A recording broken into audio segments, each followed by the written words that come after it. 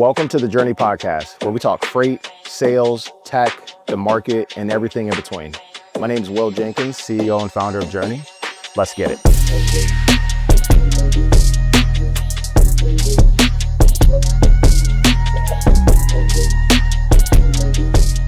Hello and welcome to the Journey Podcast. My name is Will Jenkins, CEO and founder of Journey. And today I'm joined by Cameron Robertson, CEO of 3PL Systems. Cameron, great to see you.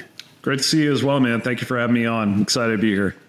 Yeah, man, it'll be fun. I like the background, got the surfboard and the books and stuff. Looking good. Yeah, no, it's definitely a reflection of some of the stuff I love. So, yeah. Yeah. Good, man. Well, normally when we get started here, I like to just hear a fun fact, something unique about you that you feel comfortable sharing, man. So you got any fun facts? Yeah, I'm kind of a big nerd. I do collect Legos, not just like any old Lego. I collect very large Legos. So I do have a whole Lego collection, which is, kind of unique in a way.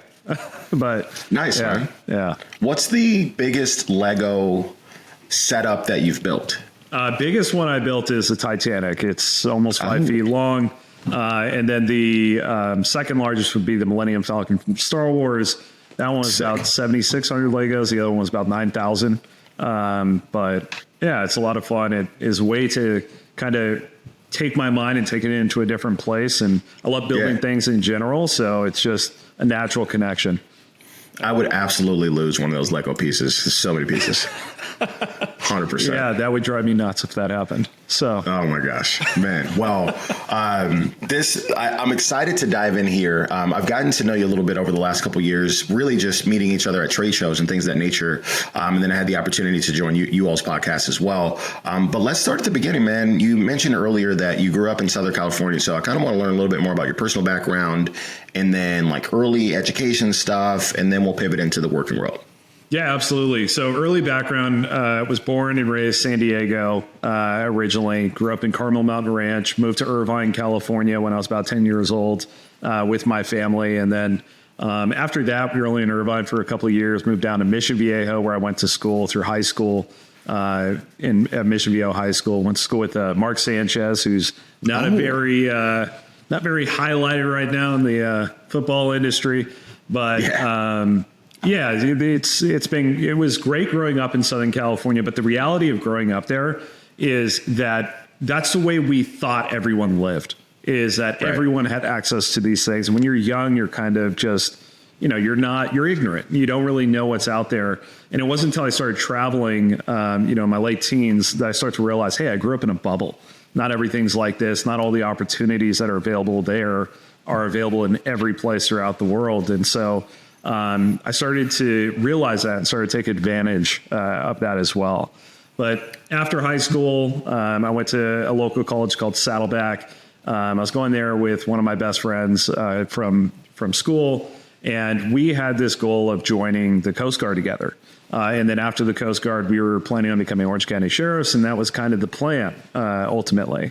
And I met my wife when I was early years after high school. And after meeting her, I told her, I'm like, hey, I'm going to take the ASVAB. And I took the ASVAB past that. And I said, hey, I think I'm going to go join the Coast Guard now. And that's where the decision came to not join the Coast Guard, because she had come to me and said, hey, I support you fully on this decision. I think you should do it. But if you do it, I can't guarantee I'm going to wait for 4 years, because it was a newer relationship at the time.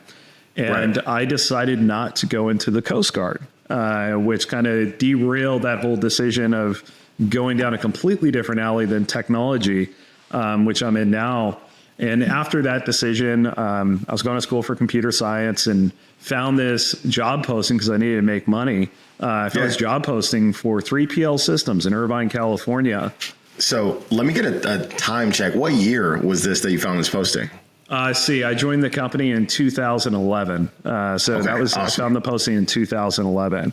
So a little over 14 years ago is when I joined the company. So I applied to this role, Irvine, California. I'm like, great, it's in IT. That's my kind of like grew up around computers my whole life. I've always been into computers and software and all that. So I applied to the role, got the job, and started at this organization. And when I made the decision not to go down the path of Coast Guard, it was more of like, okay, I want to work for one of the big five. That's now the new goal. Is I want to be at Google, Microsoft, or one of these large organizations that take care of you and do all these different things. But when I joined 3PL Systems, it was this really interesting thing because it started to make me realize I can have a real impact at this organization. Although I'm young and I'm still new to this industry and I need to learn a lot, I can probably learn a lot of different roles at the company because it's smaller. I can learn about the industry, have a real impact, and not just be a number in an Excel spreadsheet somewhere, right? Or in a cog in the wheel of a big organization where you focus very linear, on linear tasks that you're working on. And I ended up staying with the company, and I kind of just went all in immediately. And when I joined the company wasn't in a really strong state at the time. It was going through a lawsuit at the time. There's a whole bunch of stuff going on in the background.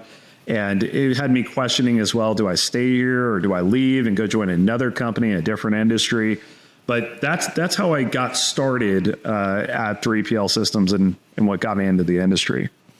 That's awesome. I want to go back a little bit to when you met and you met your wife and decided, hey, not going to do the Coast Guard thing.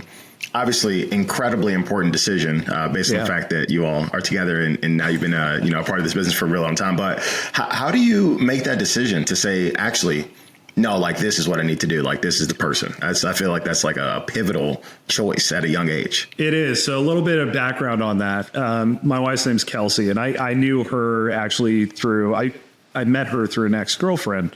And she was one of her friends. And so when we met, we actually kicked it off and we became very close friends. So me and one of my good friends, Kevin, and her and all of us just hung out all the time.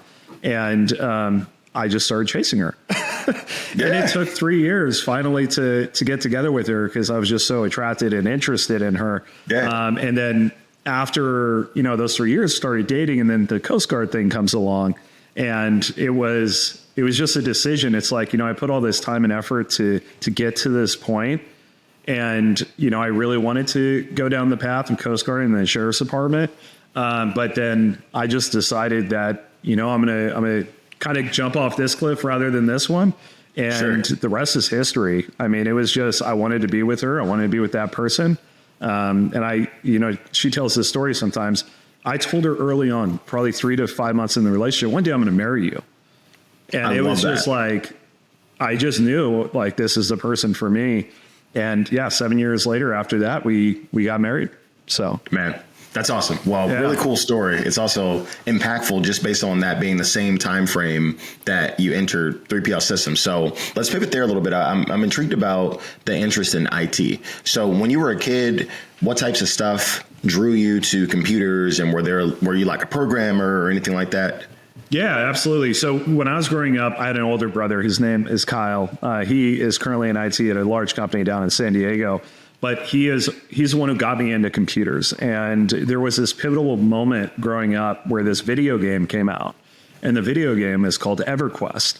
And when this game came out in 1999, that's what just drew my attention to like, wait a second, these things are built how? Like, how are these large worlds built, and how do these things become a reality? And it was actually video gaming that got me into computers and software and building software. And we originally set out to like just build a basic website when we were kids and like for our clan in these video games. And the rest was history. It's just always been an attraction to me. I love being able to create things out of nothing.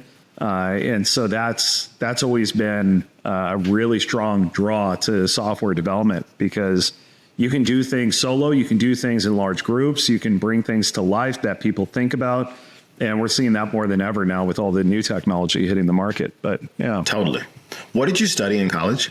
I was going down the path of computer science. Yeah. Got it. Nice, man. It's that's super cool. Okay, so you see the posting for 3PL Systems in IT. What was the first job that you had there? First job was technical support. I joined the company, technical support. It was really interesting because I'm not going to name names, but the original vice president that hired me, I took this job as technical support, and a weekend he called me the project manager on a call with a client, and the company was smaller then.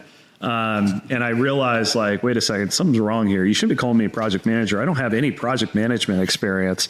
Right. But yeah, that was my very first job. And no one really taught me that much, which was also interesting about the job, because I basically had to learn from our users.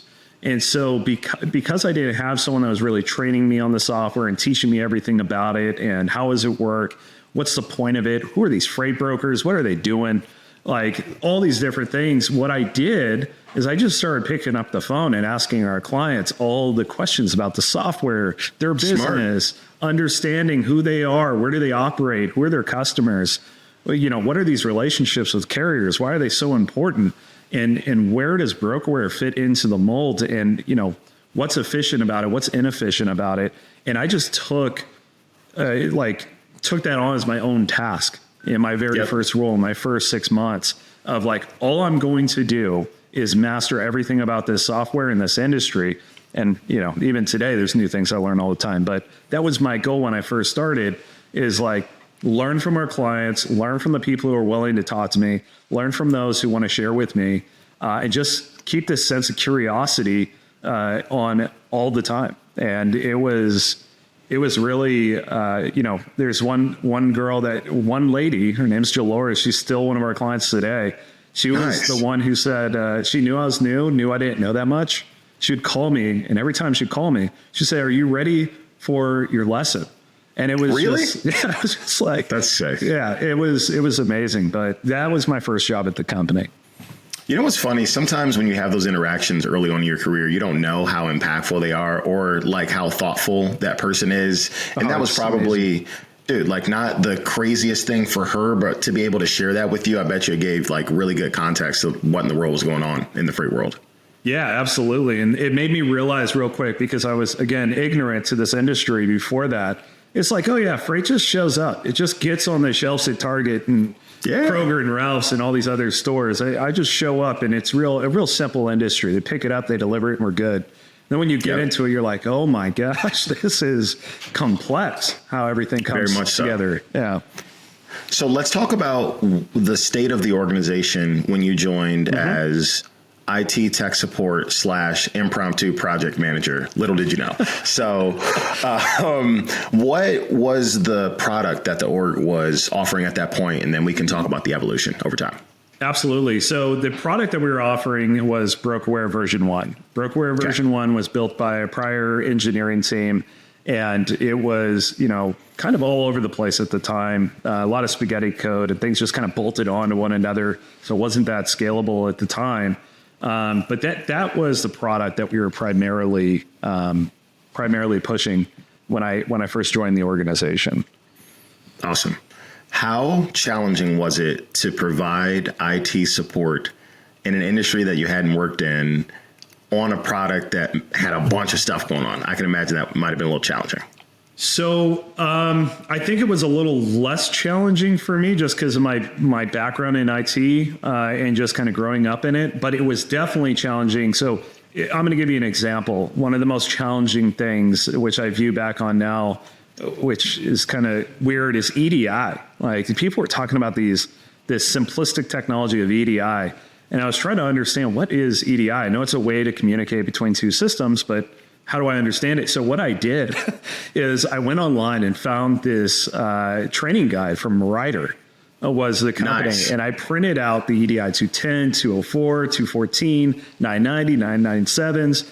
And I printed out all these guides so I could actually read this extremely boring stuff about what is EDI, how does it work, what are these data points that are delimited, so on and so forth, and why are they important in this industry. And so, that was one of the early challenges. When you don't have things at your fingertips, like we have today, we just go anywhere or ask AI even, hey, break this down for me. It was a lot of just reading, understanding, talking to people, breaking things down. So, yeah. Nice. Yeah. Okay, so let's talk about career progression. So what was the next role that you had in the org post 2011 after you got acclimated and everything like that?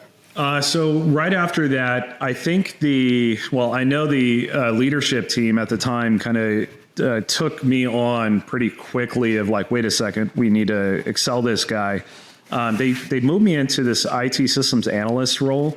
And so what I was doing at that time is I was moved out of technical support and moved into this role of more product, like what are we doing with the product? What can we improve on? How do we become more efficient?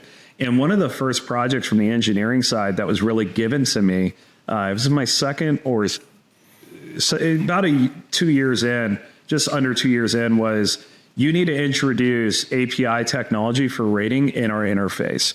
And so just like, all of us know it now, you run a rate, a list of rates show up on the, like what we called the least cost routing screen. They gave me this project and they gave me an engineering team and they said, here you go. And that was it. And so it was contacting all the carriers, trying to gather API documentation. Every call was the same. You call the carrier, you pick up the phone, and they don't know what an API is. They don't know what you're talking about. And so every single time I had to go through this process of getting a hold of their IT teams and finally getting the documentation, working with the engineering team and myself to build out these APIs in a way where they can all run asynchronously and then pull back up on the screen. So we introduced that, that was 2013, the first edition of that. With all the APIs built out in the interface of the application. But that was the first time where they started to realize, wait a second, we can really utilize his skills on the engineering side and push him down that path. So totally. Yeah. So let's talk a little bit about the types of customers that were buying BrokerWare at that point. We'll get into current state, but how different were they? Size, maybe modes that they moved? Because obviously the organization has developed a ton in the last 14 years, but early stages, like who did y'all serve? Yeah, good question. So it was all small to mid-size, but primarily small brokers at the time. And I think one of the biggest struggles this is going to lead into 2014, 2015, but we're talking about that in a second. But the biggest struggle with version 1 of our software, you had multiple engineering teams that built it. You had code that wasn't scalable, that couldn't support clients of large sizes, 9 figures and up. And it wasn't that easy to deploy. And so that was a hindrance on us. And we were in this growth phase. The company had just come out of a lawsuit back then in 2013. And so, there was the 3PL Systems won that, but there was just this like tarnish on the company. So it was really go after any business that you possibly could back then. So that was our primary target back then. Okay. You made a couple points there that I want to double click on because I think they're interesting. I don't know much about tech. I've never been, I guess, technical. I don't know how to code. I know enough now as an angel investor to ask a few of the right questions to, get my eye on like maybe this thing's going the right direction. But as I've learned more, the code architecture and the structure has been interesting to hear founders talk about because it seems like a lot of work you have to redo in the event that it was done incorrectly or it's not scalable. You mentioned that, like, how much does that hurt? How hard was that to re-architect and whatnot as you, in the early days had to rebuild some stuff? Yeah, it's a great question. So let's unpack that a little bit. So there was, he currently sits on our board as well right now. His name's James Viella. He had joined the company as CIO/CTO of the organization. And that was 2012, 2013, somewhere in there. And I used to go to him all the time because he had this significant background in IT. He's held some incredible roles at C-level suite on the technology side. And in 2013, I remember going to him and saying, hey, James, I want to rebuild this. And I'm not talking about like some companies just want to repaint the interface, like build a new interface, put it over it, and like, here's our new system. I wanted to rebuild the entire thing from the ground up because the technology and the way it was built just wasn't built in a way that I felt was sustainable, that was scalable, that's easy to support. It didn't hold the vision that I had for it is like easy to deploy in a way where if, you want to integrate with shippers or carriers or whomever, it needs to be designed in a specific way, thinking about API first. And so it wasn't until I became CTO of the organization where I was able to take that project on, which was 2015. And so when I became CTO, hang on, 4 years from tech support to CTO is crazy. And there was, I think there were 5 roles before that I took on in 4 years. But, I was dedicated to the organization. I'll switch subjects to that real quick. To give you an example, 2012 to 2017, I was probably averaging 60 plus hour weeks.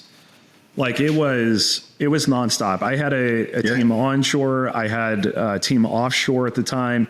So I would work my full day, if not more, sometimes 10, 11 hours, and then get on after hours to work with another engineering team. Because when you're a small company, you have to be scrappy. You have to be willing to put in the work if you want to grow. But back to the other subject about rebuilding the software. In 2015, I actually had brought on another engineer. His name was Elijah, and he's still with us today. And I approached him. I say, hey, this project's not approved yet, but I want to start working on it because it needs to be done regardless. And that project is BrokerWare version 2. And so we started working on this project 6 months before it actually officially got approved by the CEO at the time that, hey, we actually need to double down and go down this path. So I had already started on the project re-architecting from the ground up with this other engineer, and it was the right thing to do. I knew it, even though it wasn't fully approved, it wasn't bought off on, I knew it was the right thing to do for the organization. And so we went at it. We started building this product literally from the ground up, every line of code. There was nothing reused from version 1, threw all of the code from version 1 away ultimately. And we designed it in a way that's truly scalable. And it took us 2015 to 2018 to really build that. And a lot of people, especially freight brokers, it's not their fault. They don't realize the difficulty in doing that. We were supporting version 1 of our product, and we had, over 100 clients utilizing version 1. So we were doing that. And at the same time, building an entirely new TMS. And we have no funding. We have no VC, no PE behind us. And I had to do this with one other engineer, which ultimately turned into more. But yeah, it took us 3 years, 2015 to 2018 to relaunch. And when we launched that product, the rest is history. It allowed us to finally start scaling the business. How do you have the confidence to make that call 6 months before it's approved that you need to be working on that? That's a good question. So for me personally, it was one of those calls internally that I had, which was I'm either going to join a company that is going to be on the breaking edge of technology and forward thinking enough that, hey, we're not going to just stop investing in the R&D and because it's a sellable product, or I was going to take this risk of, hey, I'm going to do this at this company and they're going to let me do it. And I'm going to prove to them that building good technology is actually a huge part of you growing as an organization. If you don't have strong, scalable technology, forget about closing publicly traded companies or no way. You're not doing it because their IT teams are going to sniff it out immediately and be like, you're not fit to run our business. And so it was one of those things at the time where I wanted to work with something. It was called .NET Core. It was something that Microsoft had just released. And so we started on the very first edition of .NET Core, which is a C# type thing. But we started out on that, and it was the right decision. Ultimately got applauded for making the decision. And it was, it served us well, especially now that it's, especially the last 4 years. So, yeah. Yeah. That's awesome, man. I want to go back and then fast forward to current state, but again, 2011 to 2015, five different roles, 4 years to become the CTO. If you're someone in a seat today that's ambitious, willing to roll their sleeves up, and they are hungry to grow, what would you give them advice-wise to say, hey, this is possible, right? You've done it, now CEO of the business, but a crazy career arc. Any advice that you'd have for something like that? Yeah, it's a really good question. So reflecting back on what I was doing, I stayed curious all the time about everything. If I heard a word that I didn't understand on the business side, not just technology side, on the business side, I wrote that word down because I wanted to understand what did that word mean and how does it apply in business. Working with mentors. This is something that I literally cannot stress enough. There are egos in people that are like, I don't need a mentor. I don't need a coach. And I can't argue enough that that's the furthest from the truth ever. There are people that sell their companies for 9 figures or even 10 figures that have mentors and coaches in their life that are helping them grow. And so I was lucky to have multiple mentors at that time that I was working with. And that truly helped me a lot to stay focused on the goal. And the reality of the situation at the time was I wasn't hyper focused on I would need a new title. Because when people get to know me, especially my team at 3PL today, they know this about me. I personally don't care about titles. They don't mean anything. It's what do you do for the company? What do you do for your clients? What do you do for, everyone around you? That's what matters. A title is just an ego booster for some, but, it was, so that's two things, curiosity and mentorship. And then, the third thing is really taking risks. A lot of people get comfortable with their salaries. They get comfortable with what they're doing, and they don't want to take risks to look stupid or whatever they may think may be that outcome, but taking risks on things that you may not know that much about. I knew nothing about building a product from the ground up, but what I did know, which helped my confidence in that, is that I would do the research required to make that happen, because there's so many people that have already done it. Totally. And that means there's all this knowledge out in the world that I can go and gain that knowledge that I need to successfully pull this off. And I think a lot of people take that for granted or don't even think about those things, which can help significantly in the growth of the company, or growth of yourself. Sorry. But that's huge, man. There are a lot of opportunities if you're willing to take those steps you just mentioned. And man, there's a lot of information out there if you want to go seek it out and find ways to learn to advance yourself. So that's huge. Yeah. And one last thing I will say about it is you need to make sure you have the right leadership at your company. Some companies are stale or stagnant, meaning you'll get hired and that's the role they want you in, period. And you need to be able to sense that or see that very clearly early on. Because if that's the case, I would probably look for another organization right away and leave.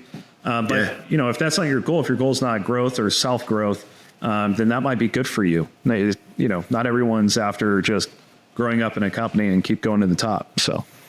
Yeah, totally. It's interesting. I was on campus at Illinois Wesleyan yesterday where I went to school and chatted with a handful of students. And there are students there that take the sales courses Journey has, all this different stuff. It's a lot of fun. One of the things I mentioned is, entrepreneurship's great. Growing your career is great. A lot of opportunities. It's also cool to work at a good company, be paid well, feel you can grow, be compensated fairly, because that may not be the aspiration everybody has. It's totally up to the person, right? If you're in a good org and you feel happy and you enjoy what you do, man, there's nothing wrong with that either. Yeah, no, it's entrepreneurship mentality also helped me a lot because for sure. I viewed every dollar as like a owner. Every dollar in the organization, I wasn't an owner at the time, but I viewed it as if I was an owner. And I'm going to spend this money the way I would if I were the owner. That it's being invested in right places, and that also helps significantly. Yeah. That makes me think something different because I feel very similarly. This is my second entrepreneurial venture here, building Journey. But as I've built my sales career, I've thought very similarly, man, like what would I do if I were responsible for executing this? Is that how I would spend my money? Is that where I would spend my time? And I think it yielded more positive results early on because you're hyper focused on getting the results and doing it efficiently versus it's not my money. So whatever. Yeah. Very different. Yeah. And you can sense that out. And this from your leadership and background is you can sense that out in employees and those people that you sense that in. It's just there's certain things I can't give you because you're not going to view it in the way that's really going to support the business and help us go in the right direction. So 100%. Yeah. 100%. Yeah. So you mentioned BrokerWare 2.0 2018. Let's catch up to that in current state. So in 2018, were you still the CTO at that point? I was, yeah. Cool. Yeah. All right. So let's go from there. Sure, absolutely. So 2018, we had launched the product. It was Q4. One of our larger clients was the first one to go live on it, which was scary to say the least.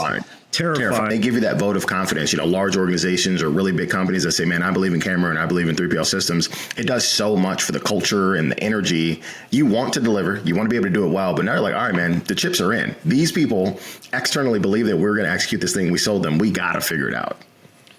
Yeah, no, that is exactly right. And luckily going into all of this, launching V2 of the product, I knew that the engineering team and the support team that we had at the time and the second CEO, Sid Kato, who's currently our chairman, he believed in us as well. And he gave us the leeway that we needed in order to execute.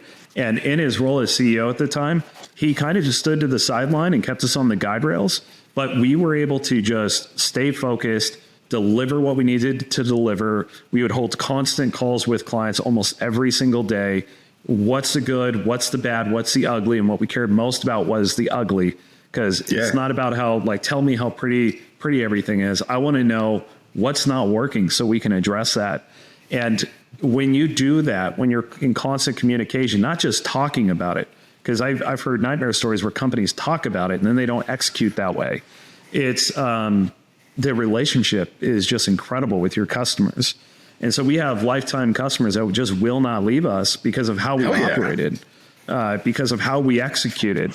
And we have this, again, I keep going back to a constant sense of curiosity and innovative, like being innovative. And we constantly deliver that. And I think that's really helped us on the entire path, even up through today, on where we are today. So that's huge. So catch me up to current state. Anything, well, not anything, but when you think about 2018 to today, I know the product has continued to evolve. You all have continued to add new customers and grow and whatnot. Kind of walk me through that. And then I want to hear about the transition from CTO to CEO. Sure. So that happened during that time. So I'm going to talk about the transition of CTO to CEO. So the prior CEO, and that's also when I became an owner of 3PL Systems. So I'll explain that a little bit and be transparent about it. When I delivered version 2 of the product, the time, effort, energy, and everything that it took to make that happen, late nights, weekends, working with team, all those things, I became a 5% owner. And so that happened in 2018 for delivering version 2 of the product. And then the CEO at the time in 2018, he said, I want you to become the CEO because the things that you're doing and executing on are just helping this organization. And you have these relationships and you've done a great job managing the team. I ultimately want you to become CEO. And so he put me in this platform called Vistage. And I don't know if you're familiar, you might be familiar with it. Vistage was amazing because it was this soundboard I'd never had where there's no bullshit. It is this group of other executives that don't allow any bullshit in their realm, and they're going to call you out and they're going to, help you unpack things in a way that is going to improve you and your team and your company. It's awesome. And that was also like eye-opening for me. And 2018 to 2020, when I became CEO, that was a hyper focus of mine, is just like, how can I be a strong leader to my team that the team's going to trust, look up to, and build company culture in a way that they want to be a part of and stay with the company for a long, long period of time. And that period of just learning and absorbing everything about leadership, I think was crucial to my growth at the organization. But I ultimately became CEO January 1st, 2020. What a time to become CEO, eh? Yeah. It was scary. I was like, what is this COVID crap? Yeah, man. What a time. What's going to happen with the business? I don't even know if it's going to be based on how I execute it this time. Correct. That was scary. That was very scary reflecting on that. But talk to me about that, man. I mean, you went through Vistage, you've been in this business now at that point, 2020, so 9 years, you poured a lot into it. January 2020, we don't really know yet how impactful COVID's going to be. We know, all right, something's going on. We don't really know. Where was your head at, newly appointed CEO? All over, scared, to be honest. Yeah. I never really shared that externally with the staff because I didn't want anyone to feel, hey, the CEO's scared. Should we be scared? Right. But reflecting on it, I was scared that, what's going to happen to the industry? What's going to happen to our clients? What's going to happen to shipping? And it was really interesting to see it go the other way. And I was like, wait a second. Us as the tech providers right now, we're more important than ever than, with COVID here and things flying off the shelves and whatnot. And, we were all part of it. We saw what happened. So I think it was scary for a few months. Everyone was trying to figure out what is this COVID thing. And reflecting back on that, I think my biggest regret, and there are CEOs that disagree with this, and there's people in the industry, and I see both sides of it. My biggest regret is actually getting rid of the office. So I turned the company into a remote business. And we're throughout the United States now. We have employees all over. And I think that was my biggest regret during COVID, is that maybe I made that decision too quickly. And the reason I regret that is that as a technologist, as now a businessman, I really love the interaction with the team in person, R&D, whiteboarding. How are we going to solve this problem? Being in the same room, communicating with clients on conference calls. Like there's so much about that energy that I just missed. And so I think that would, reflecting back on COVID, that's probably one of the biggest things. But, yeah. Dude, hell of a time to take over, but I bet it taught you a lot about how to be a leader. And you mentioned, right, you might be a little shook internally, but you want to be able to remain strong for your team. And there was a ton of uncertainty, but obviously you all played it out well and have been able to grow since then. Yeah. And one of the other things about just leadership in general, the thing that our average tenure for our company right now is 7 years, and that's kind of rising. Holy moly. Yeah. As our staff is staying with us longer and longer. And I've always been really big on culture. Everyone in our company has a voice, every single person. And again, it goes back into what I believe in. I don't care what your title is. I don't care what company you work for. What matters is what are you doing? And like, how are you achieving it? And are you achieving it in a way that's ethical and moral and all these different things? And so that's the same type of energy we brought into our organization. And everyone feels that. Everyone feels that they have a voice. When they speak up, we hear them, regardless of your title, what position you hold. And that's really helped us with keeping good people for long periods of time. Because in engineering specifically, it's like 2 years. Engineers join companies, they're gone typically in 2 years and they jump to the next seg. Yeah, totally. And ours is completely different. We've been able to hold on to talent for much, much longer. And so it's worked in our favor in a big way. So that's awesome. So you've been now in freight since 2011, so 14 plus years now, CEO of a freight tech organization. You see a lot of technology. Anything that you would say in the current climate that would be helpful for organizations that might be building freight tech or early on in their journey as they build their organizations? So right now in freight tech, the biggest thing that all of us are seeing is just, we hear it everywhere we go, is AI this, AI that. And I think there's a lot of information that's misleading around AI. And what I mean by that is not everything needs to be automated by AI. And unfortunately, there's been this broad brush stroke of all companies that if you don't have AI, you're failing all this stuff, which is true. There needs to be some layers of AI within your organization that you're operating in at this point, especially for scalability and being efficient. But ultimately, not everything needs to be driven by AI. And so I'm a big believer in this right now. And what it is that if your organization, your software company, if the only thing you're adding is AI, that I automate these things via AI, I don't see that type of organization lasting 5-10 years from now. Why is that? And the reason for that is platforms like GPT, Llama, and others are ultimately going to be able to do this stuff out of the box. And they're going to be able to do it cheaper because they're investing billions and billions of dollars into these platforms in perfecting these models, which are going to be able to design their models around your data and what you're doing extremely quickly. And it's only becoming easier. And so if the only thing you bank on is that I'm an AI organization, we built an AI tool that has a extremely good model, and that's it. There's no underlining product below it that's helping run everything. I do feel like that's going to be an issue 5-10 years down the line from now. So Cameron's hot take. I'll take it. Hot take. I like it. Yeah, no, Yeah. It definitely. And we'll reflect on it in 5-10 years. Yeah, totally. So as we get ready to wrap up here, man, anything that is on the roadmap for you and your team that we should be aware of, stuff to look out for, anything exciting that you and the team are working on? Yeah, there's 2 projects that I can talk about right now. So one is Freight Fusion. We've been working on freight consolidation native inside of BrokerWare for the last 3 years. And this year it is finally going live. We've been working with customers that specialize in freight consolidation, which is something you typically see in asset-based TMSs, not like the LTL and truckload TMSs, where now our clients are going to be able to take all their LTL shipments and automatically consolidate those onto single truckloads and move them across the U.S., where the system's doing all the work for them and telling them, hey, here's the loads that you need to move, in what lanes you need to move it in, and we're going to help you find carriers and all that stuff. And then the other thing is Shepherd.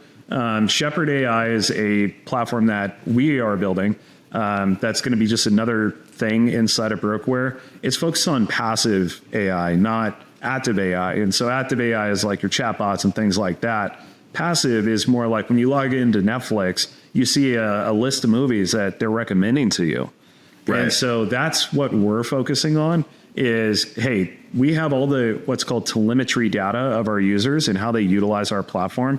We also know best practices of how to be efficient in the system and things like that. So if you're doing a lot of tasks that could be automated, Shepherd is going to automatically identify that, serve it up to you. I want to automate A, B, and C for you. Do you want us to turn that on? And it's also going to give you kind of a breakdown of how is it going to automate those things. So you get to double check the work of Shepherd before you even enable it. And as soon as you enable it, it's going to take over those things, those mundane tasks with inside the platform. And so those are the two products that we are bringing to the market right now with inside of our TMS for our clients. So I actually have two other questions. Sure. This first question is kind of spicy, but it's aligned with continuing to push the pace and develop as an organization, right? You want to keep putting things out that provide more value to your customers. It's why they keep buying from you, right? Yeah. How do you draw the line between what you all are going to build internally and natively and what you all partner with external organizations on that is their particular niche? I've thought about that as someone. I've never built a TMS. I'm not an investor in any TMS platforms, but I always think to myself, that's got to be a battle a little bit, right? Like, how do I decide what we're going to build? How do I decide what's native? And then there's a ton of great partnerships. Yeah, absolutely. And speaking about partnerships first, we have a tremendous amount of them. And we partner with all types of AI companies in the industry. Big fans of what we've seen from Vilma and Happy Robot with their integrations, like their stuff has worked for our clients. But we have over 100 partners at this point that we're integrated with directly natively into our system. But what we decide to build and what we deliver is how those partners integrate with the platform. So when I redesigned the platform with our team, the whole thing is anyone can integrate into our system any way they need to achieve the outcome they're looking for. And so we've built our platform on this big native model of APIs that can be integrated. So what we decide to build ourselves is if we're seeing a lack in regards to how our partners are moving that type of freight or what they're doing specifically. So we don't have a partner today that is really doing passive AI in the environment. They're asking for a bunch of our clients' data, and then they're doing some work with that data, and then they're serving it up, which is great. There's so much value in that. And we're seeing it from our clients and how they use our partners. But there's certain things we want to achieve inside of our application, and we know our application best. So that was kind of the root thing of Shepherd. We're not trying to automate voice AI. There are companies specializing in that. We're not trying to act like, covering shipments. Some of the other AI platforms do that.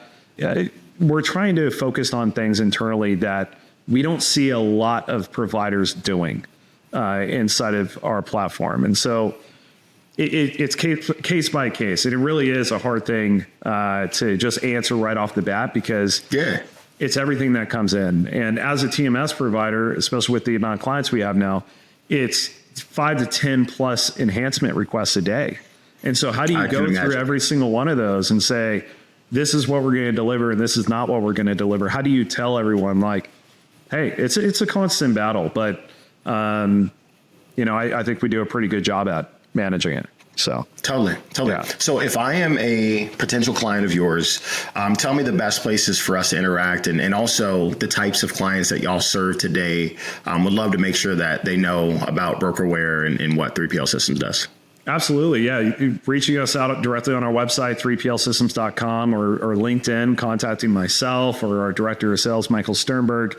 And then the market that we serve today has grown over the last few years. We've expanded into Canada and Mexico with native currency conversion and things like that. But we specialize in over-the-road transportation. So starting with drayage. So drayage, LTL, TL. We have clients that do intermodal rail through our platform. And then hot shots and everything else that come in between. But we do not do air freight. We do not do a lot of international, although we do have international clients doing some of that stuff. We do not do those things or specialize in those things. So awesome. Okay. Yeah. Last question, man. Favorite book or any book recommendations?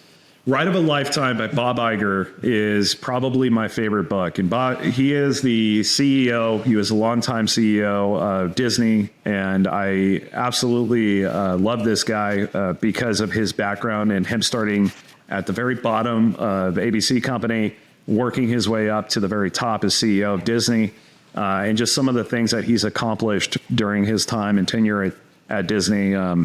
That book is just eye-opening. And it highlights a lot of important things in leadership. So I got to check that one out. I also just got the chance to listen to the guy that used to be the tech support, who's now the CEO. So pretty cool story, man. Oh, wow. That's you, you know? That's a cool story, man. Man, it's not every day you see somebody build up to become an owner or partner and CEO in a business, joining it, I guess 14 years in the past, man. So it's awesome. Yeah. Well, it's been a fun ride. I'm looking forward to the future of this. So, yeah, of course, man. Thank you very much for joining us. I appreciate it. If you need anything, man, let me know. Good to see you. Absolutely. Good seeing you as well.